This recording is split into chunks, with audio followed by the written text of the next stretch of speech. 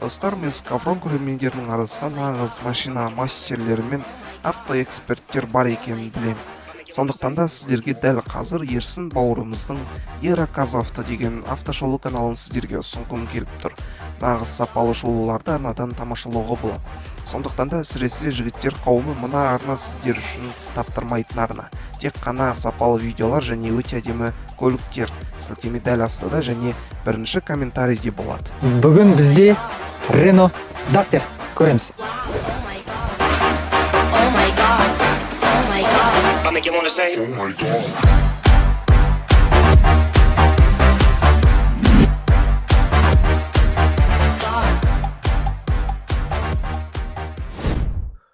Достар, шынымды айтсам, бұл видеоны мүлде шығармаймын деп ойлап жүргенмін.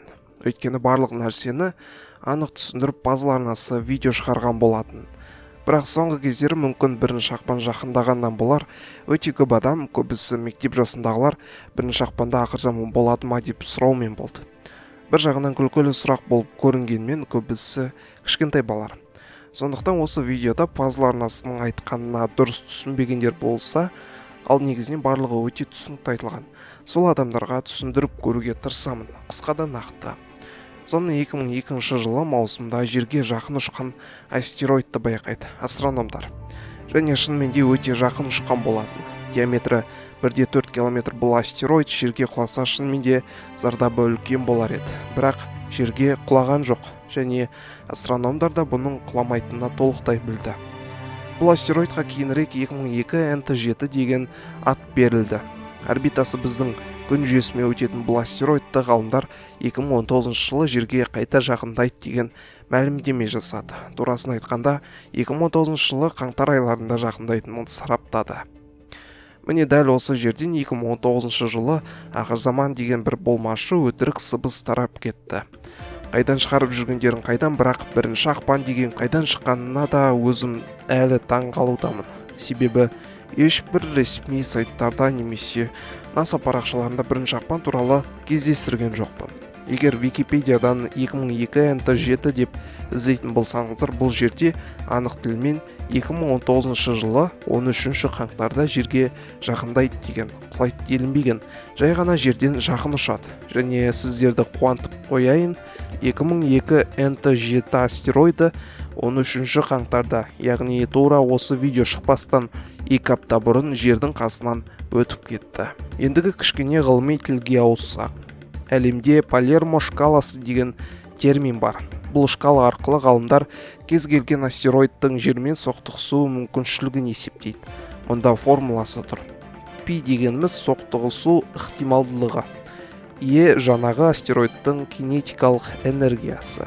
Ал Т жерге соқтығысуға дейінгі уақыт. Егер шыққан шама 0-ден жоғары, яғни плюс болса, демек соқтығысуға мүмкіншілік бар. Ал егер минус болса, еш нәрсеге алаңдаудың қажеті жоқ. Сонымен Палермо шкаласы бойынша 2002 жылы 2002 NT7 астероиды ғалымдармен зерттелгенде жерге соқтығысуы мүмкін деген коэффициент 0,06 болды. Я бұл оң сан және я бұл жерге соқтығысуы мүмкін деген белгі берді. Бірақ араға ай өтіп 2002 жылы шілдеде коэффициент 0,25-ті құрады. Минус 0,25. Астероид тіпті мониторингтен шығып кетті. Араға тағы бір ай өткенде ғалымдар бұл астероидтан ешқандай қауіп болмайтынын түсіндірді. Естеріңізге сала кетейін, 2029 жылы құлауы мүмкін деген апофистің коэффициенті минусты құрап, оның да қаупі жоқ екендігі белгілі болды. Сондықтан еш дүрлігудің қажеті жоқ. Тіпті алдағы 100 жылда да жерге астероидтың құлау мүмкіндігі өте аз екендігін ғалымдар мәлімдеуде.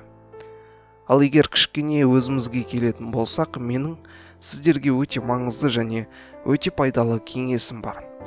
Егер кез келген сізді мазалап жүрген, мейлі ол ақырзаман туралы болсын, мейлі ол метеорит жерге құлайды деген сияқты сұрақтар немесе видеолар болсын, кез келген YouTube'дағы видеоларға сене салудың қажеті жоқ. Өйткені YouTube'та сіз бен біз сияқты қарапайым адамдар видео жасайды. Және қаралым керек болғаннан кейін осындай жалпақ тілмен айтқанда хайповый ақпараттарды таратуға әуес. Барлығы демеймін, әрине көбісі. Келесі мәселе ақырзаман деген сөзде. Сөздің өзі айтып тұр. заманның соңы. Ал заманның соңы қашан бітетінін ешкім білмейді. Сондықтан ақыр заманның қашан болатынын сұрағаныңыз кішкене қателік. Білесіз бе, ақыр заман дегенді мына видеодай болады деп күтпей-ақ қойғаныңыз да дұрыс. Өйткені ақыр заман қалай болатынын ешкім білмейді. Сондықтан да сіз одан да өзіңіздің жалғыз ақыр заманыңызға дайындалыңыз. Ол сіз өлгеннен кейінгі өмір. Кез келген адам дүниеден өтеді. Осы дүниеден өту ол кісі үшін заманның соңы болып саналады. Сондықтан мына видеодағыдай нәрселерді күтпей-ақ та қойыңыз. Тек қана жақсы нәрселер ойлаңыз, жақсылықтар жасаңыз. Ендігі сізге жалпы ақыр заман термині түсінікті болды деп ойлаймын. Болашақта ендігі әрі бұндай видеолар жасамайтын да шығармын. Өйткені метеориттер құлап жер ақыр заман болып кетпейтініне кішкене де болса қорқынышыңыз сейілген шығар. Енді қорықпай жүре берсеңіз болады. Тек Скаврон арнасына тіркелмеген болсаңыз тіркеліп, осы видеоға лайкыңызды басып, біздің ВК Инста парақшаларымызға тіркелулеріңізді ұмытпаңыздар. Сіздер үшін жай ғана саусақ тигізу, ал біз үшін үлкен қуаныш.